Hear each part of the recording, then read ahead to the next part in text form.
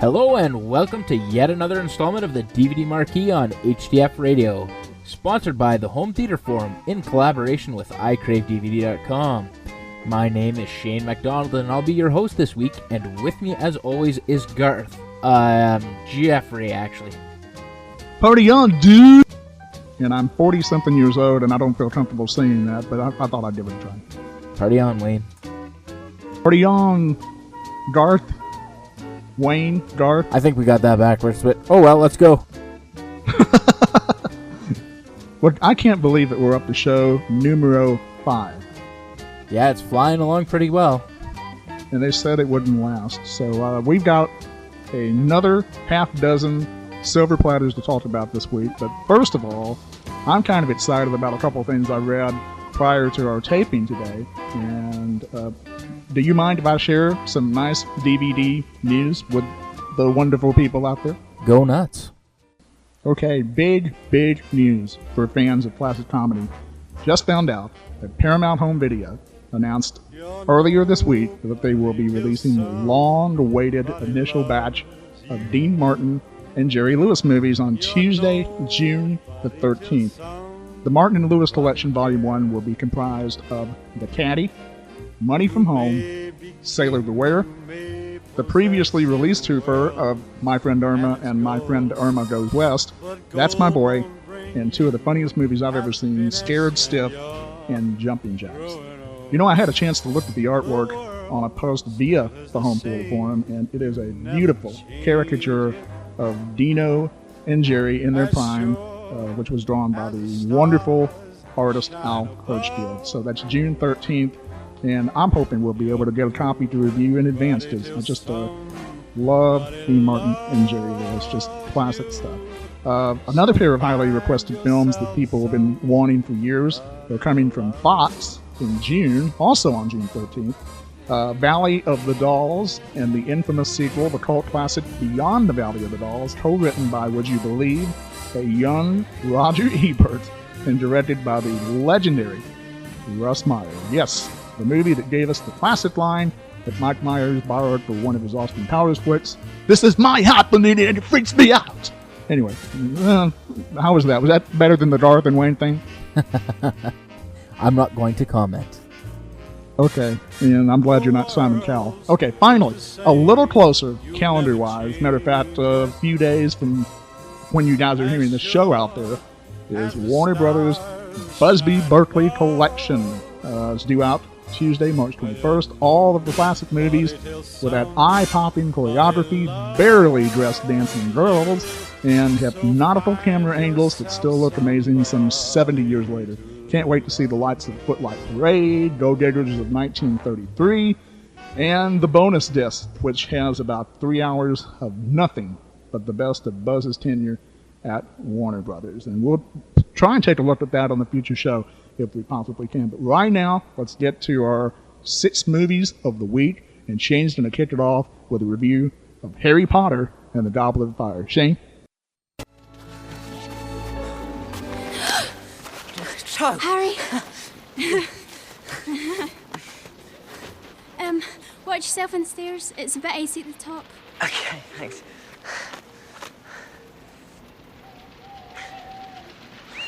Cho? Yes? Well, I just wondered if maybe you want to go to the ball with me? Sorry, I didn't catch that. I was just wondering if maybe you wanted to go to the ball with me. Oh, Harry, I'm sorry, but someone's already asked me.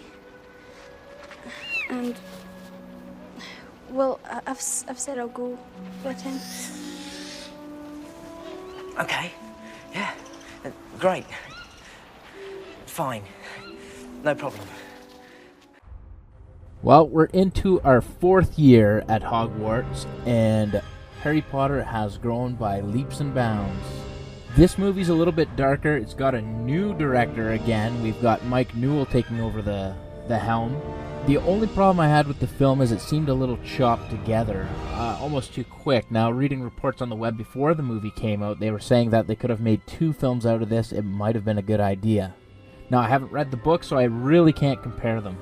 I've only seen the first 2 Harry Potter movies. I'm not a Potter maniac like some people. I don't camp out to get the books or anything like that. But the first 2 intrigued me, and the one that makes me look forward to this one is that they seem to be growing up, and I did not know until I talked to my best friend Stan, is that in the books, the characters age as well. Is that correct? That is correct. Well, so basically... No, go ahead. I was going to say, it's an ongoing story, right? Every year they're obviously going to age as it moves along.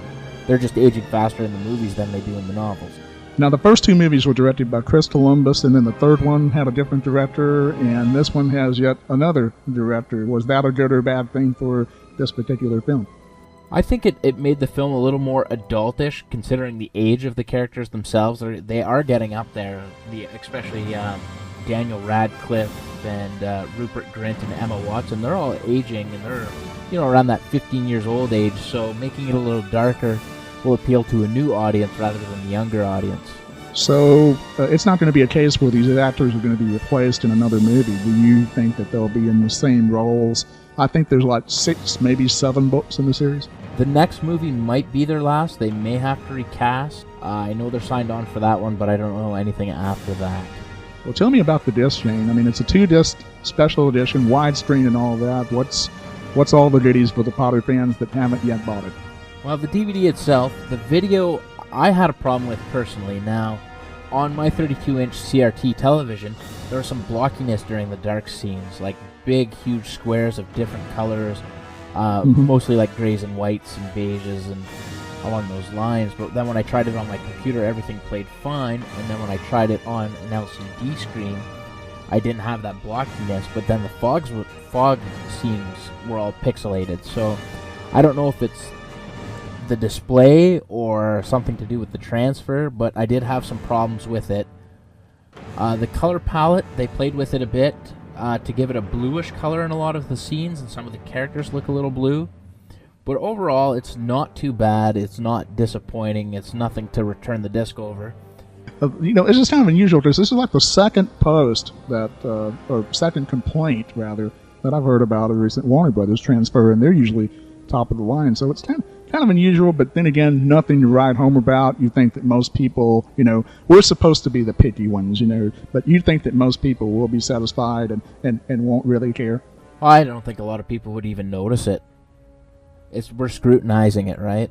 The audio, on the other hand, much better, in my opinion. We get to see the Quidditch World Cup in this film, and it really uses all the speakers so well, especially when Crom comes into play.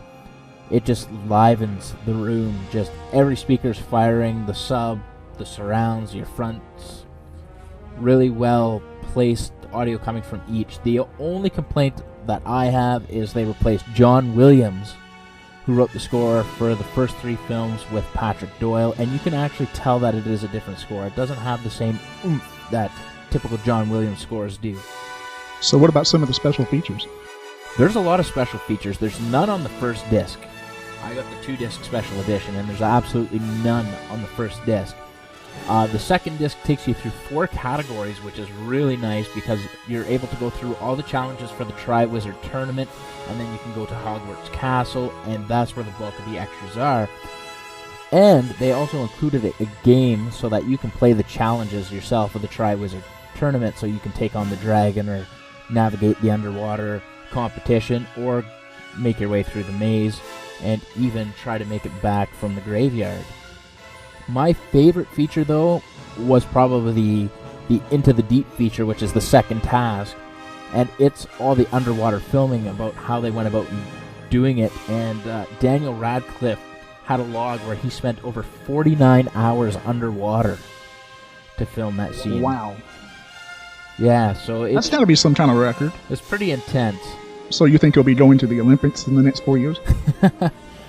Probably not. It was either that, or they could get him. It's a shame they couldn't get him a role in the Poseidon remake that's coming out. But 49 hours—that's a long time. That is a long time underwater for sure. So no commentary? there's no commentary, and that's a little disappointing. The others had commentary. I think that maybe the first couple with Columbus had commentary. The first three did have a commentary. So probably, I can see it now, double dipping before Christmas. I can see another edition of this coming out, but just, don't get me started about that. But for the most part, you're satisfied with the transfer and the film itself? Yeah, I enjoyed it. I'm glad I picked it up. Okay, and the next movie is yet another film that I haven't had the privilege to see, but I've heard a lot of good things about it. And it's I guess we can go ahead and call it an anti-war drama in a way, Jarhead. Yeah, Jarhead. Very interesting flick. Released by Universal, and I got it just today, but it came out last week. Or for those of you listening to it, that would be March 7th. That's about all I know about it. It was released last week, so Shane, you're going to have to fill in the dots here. But yeah, it's based on a novel by Anthony Swofford, who was actually the lead character in the film. It's very slow paced, not quite as bad as Lord of War, which you might remember from one of our earlier podcasts. But it does have Jake Gyllenhaal in it. He's fantastic. Jamie Foxx, also incredible in this film, and probably the best movie that I've seen Peter Sarsgaard in. I didn't like him in his last film with The Flight Plan, so really good. And the movie, if I understand correctly, doesn't really have a lot of war action in it, and the basic story is this tremendous boredom that these kids, waiting to do battle. There's really not much battle for them to do. Yeah, it's all about sending them to war, and then there being no war for them to go to. So you kind of start feeling bad for the soldiers who had to be there during that whole time, and this is based, Anthony Swofford was actually there, and that's why the novel was written. It's based on his real-life account. And there's a couple... There's a couple of moments in the film that you do, when I say there's a boredom, but there are other moments where your adrenaline starts flowing and you get all pumped up and excited, and then all of a sudden... And it basically follows the basic premise of the story. It's like, you're setting yourself up for something, really big, like something out of, say, Patton or Saving Private Ryan, and it never comes. Yeah. There's this huge build-up, and it just keeps going, and then the war's over. So you like the performances? The performances were amazing.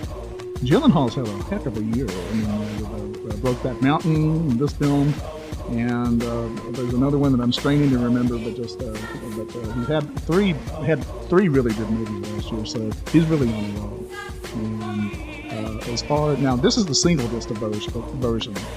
I understand there's a 2-disc version, which, believe it or not, may be possibly out of print, but you're just talking about the single disc version, right? Yeah, I'm talking about the single disc version. The 2-disc is available if you can find it in stores. I know they sold pretty quick, but it does contain a lot more.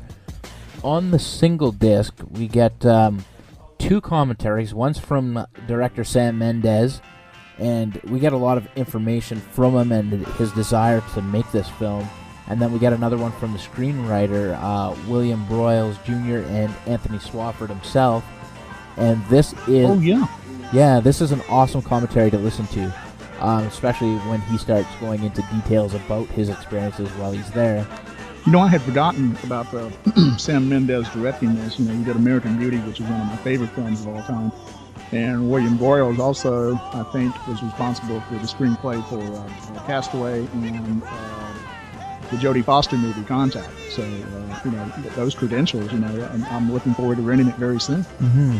There's also 11 deleted scenes that they threw on here that has optional commentary. They basically explain why the scenes were cut. He's also, Mendes is accompanied by the editor, Walter Murch, for these little commentaries. But there's one scene that I wish they would have left in because it would have made the joke a little later on in the film make more sense. They also have the uncut news interviews, which are when reporters come to talk to the Marines and ask them all sorts of questions. It's all chopped together in the film. These are the uncut versions of those. And they also have a commentary by Mendes and Murch.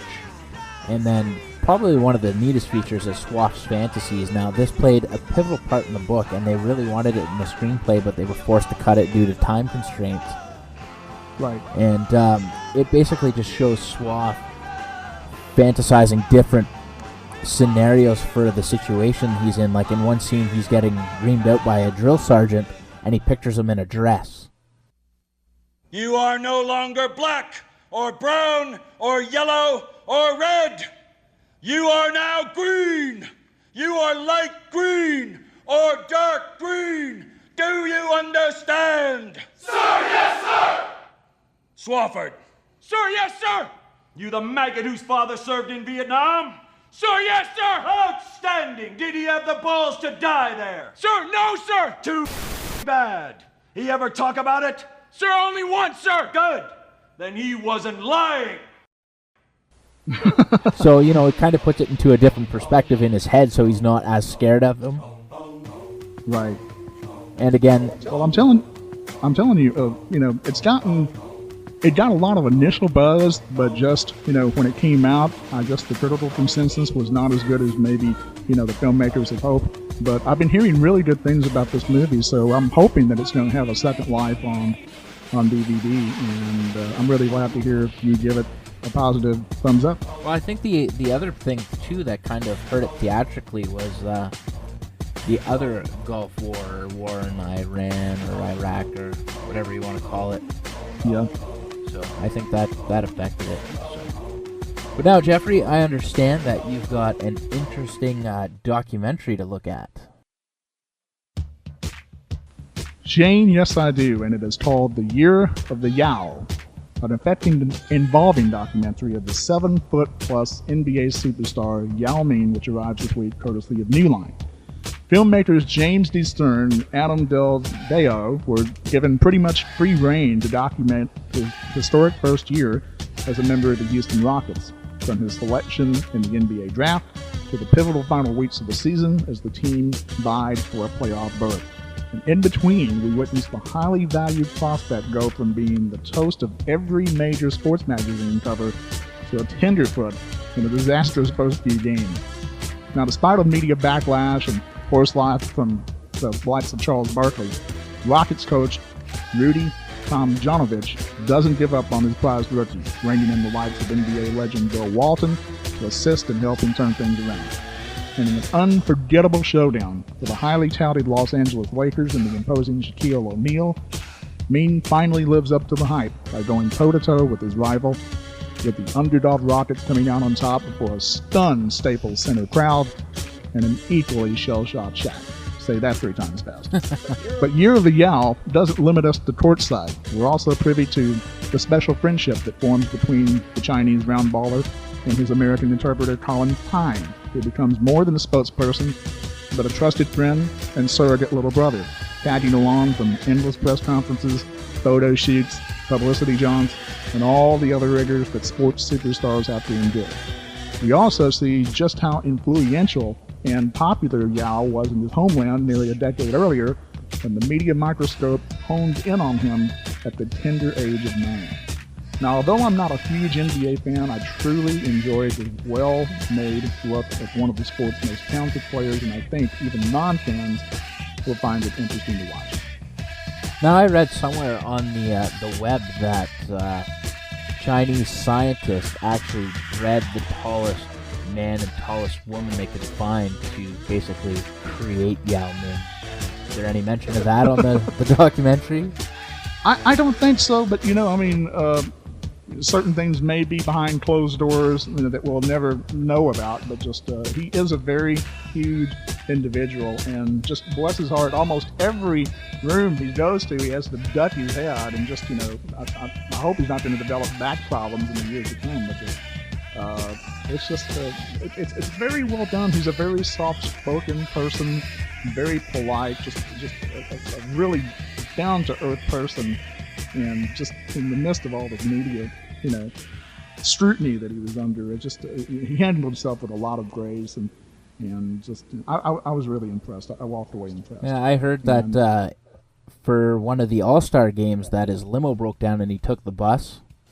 That's right. One thing that I was going to mention, the only real supplemental feature on this disc is an hour of deleted scenes. You know, just about 55 minutes, almost an hour. And some of the stuff, I think, should have been left in the movie. And there is one, which you just mentioned. He was, en route to the NBA All-Star game, which was being held that particular year at Phillips Arena in Atlanta. And they had some trouble with a limo, and Colin just said, well, let's try and take a bus, and just the people were just like, stunned when they saw this, 7'5" Chinese kid getting on the bus. And you think, most people, you and I know that a lot of sports figures have, egos beside the Texas, but just, he didn't seem to mind getting on the bus. He was having a really good time and seeing the sights and everything, and it was actually kind of a nice change of pace. And another deleted scene, which I wish they would have left in, he's on his way. Yao is about to shoot a commercial in Los Angeles. And it's morning time, and as most, healthy athletes do, take their vitamins, take it with a glass of water. Well, Colin or somebody in the limo hands him a glass of straight gin. And he proceeds to just drink it in one gulp, and all of a sudden, Yao just realizes, that is not water, and he just kind of gets a little numb, with a little red-faced, and it's just a funny human moment, which, my only complaint about the film is that sometimes it's a little too serious, a little too dour, a little too dramatic.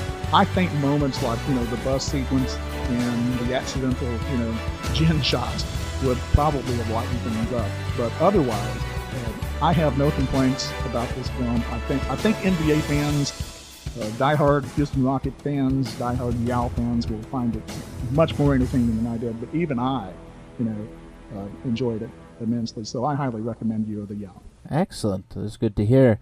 Now, I understand that we're going to have a little bit of a quick recap on A History of Violence, which we covered in a previous podcast, mainly because you were able to check out the rest of the extra features on it.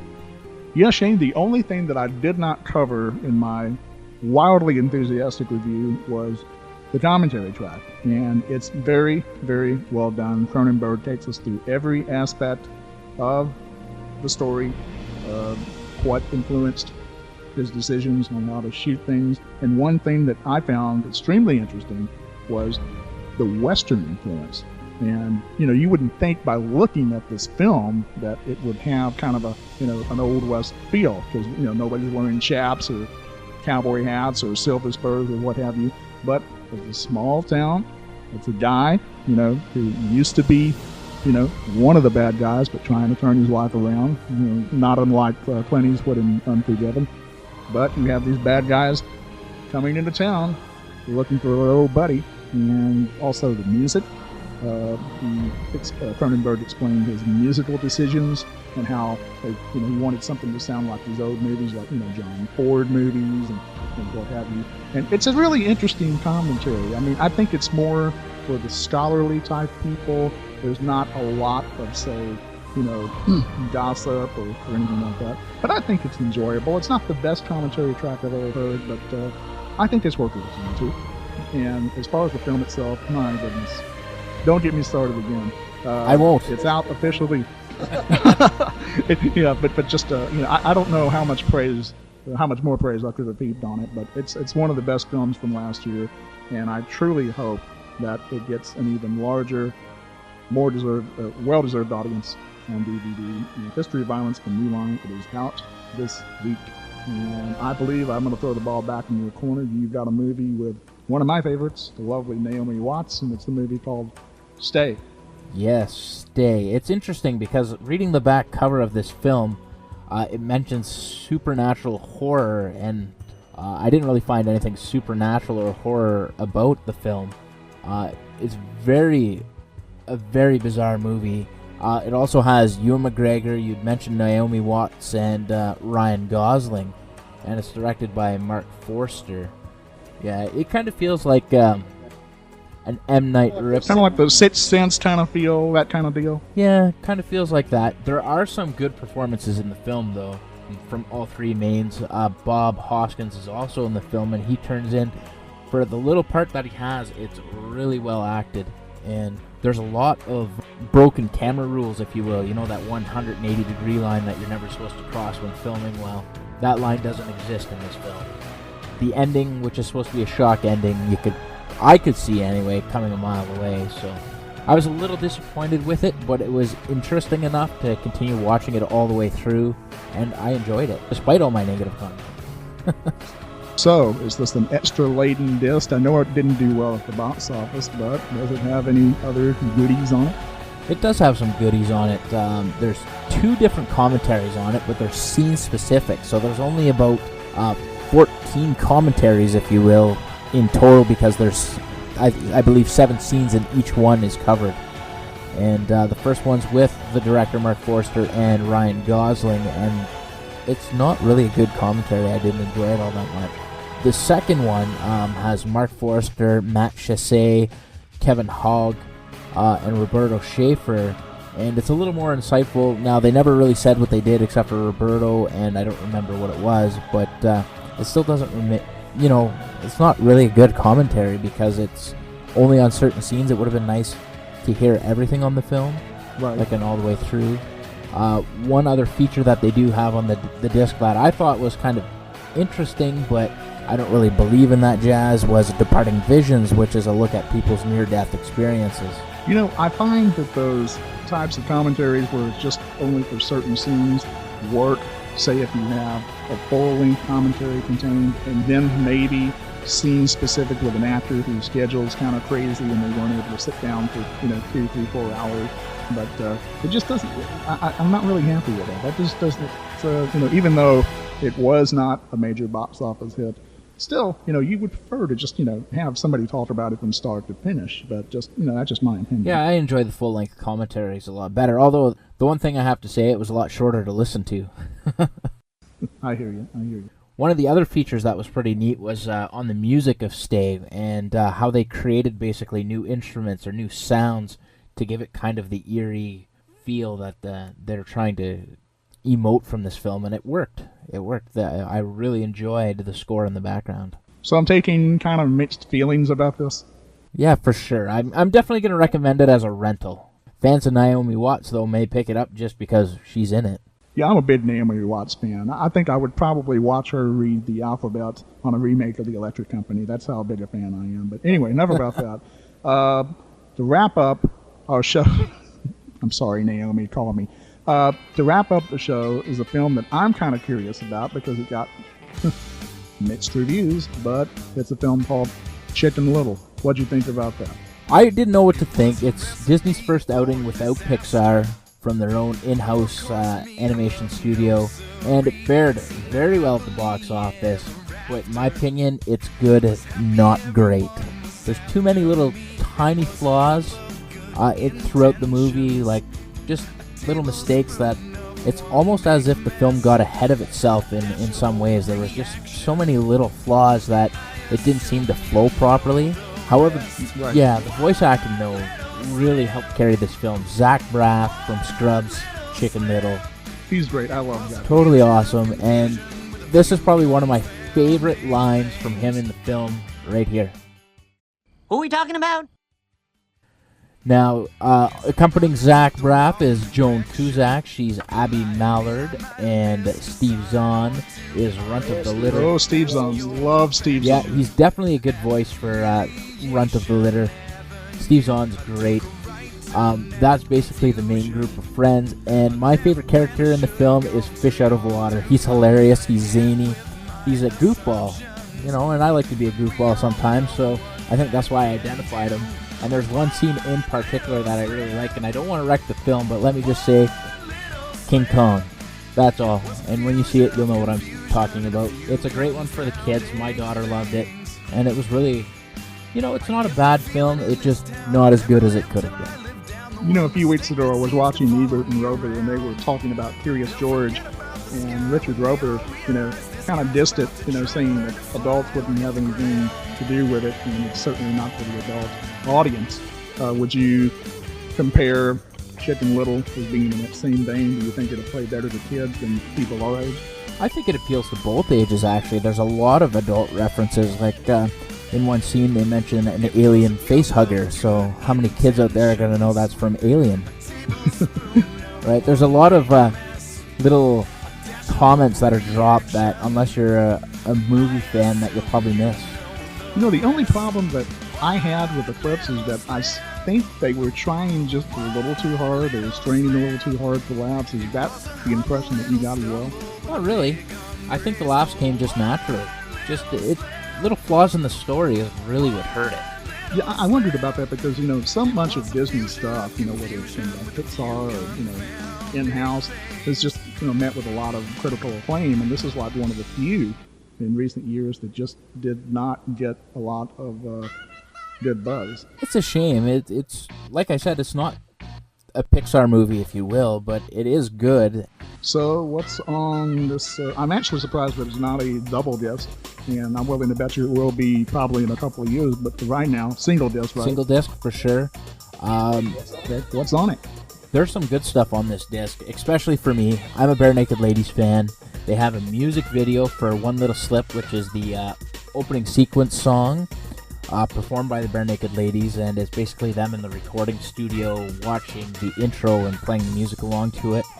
Then there's One Little Slip karaoke, and they when I actually went to a preview of this a little while back, if you remember in one of the earlier podcasts, I said that I went to Disney to get a preview of some DVDs. They showed us the karaoke version, and it actually was new footage that they made specifically for this karaoke version. But then they also have the sing-along, which just adds the lyrics, so it's the exact same thing as the karaoke, except that you can hear the lyrics.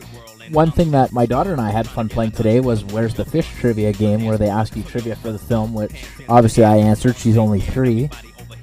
But she loved finding the fish because they put them in a little square and then they move them around and you have to find them, so she thought that was pretty fun. And then there's 5 cleverly titled making of features, so everything from the incubation period to ruling the roost.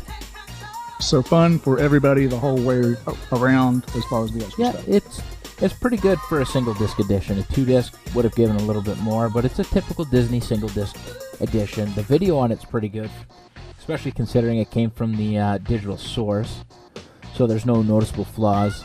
And the 5.1 was pretty good. The only problem was with the actual score. It sometimes overpowered the ambient sounds that they were trying to create to help fill the atmosphere for that particular scene. Yeah, I'd recommend it. I'd probably recommend anybody with kids will probably want to buy it.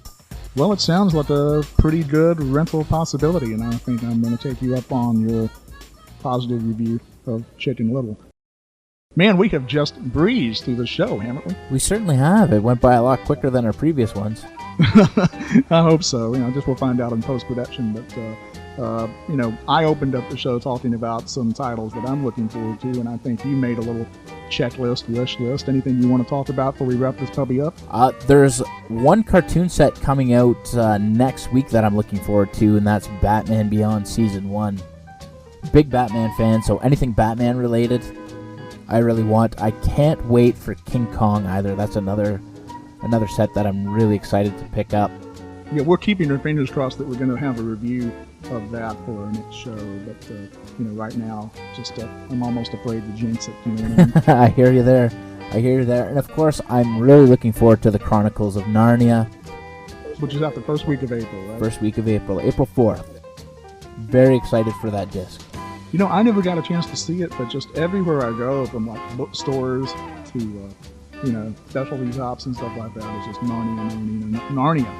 Kind of like Marsha on the Brady Bunch, but it's gotten a lot of great, buzz, and I'm looking forward to it. It sounds like a really killer movie. Saw it twice in theaters, and I thoroughly enjoyed it. So I can't wait to get a third helping, if you will, on DVD. And I'm sure you'll be the first to talk about it. I will. I might carry on like you in A History of Violence. Oh, go on. Well, that wraps up another episode of the DVD Marquee. It's time to hang up the mic and thank the good folks over at the Home Theater Forum again. And, of course, iCraveDVD.com. That's weird plugging my own site, Jeffrey. Thank you very much. And, folks, we will see you next time on our next edition of the DVD Marquee. Thank you for being there. Thank you for listening. And thank you for everything you've done for me in my entire life.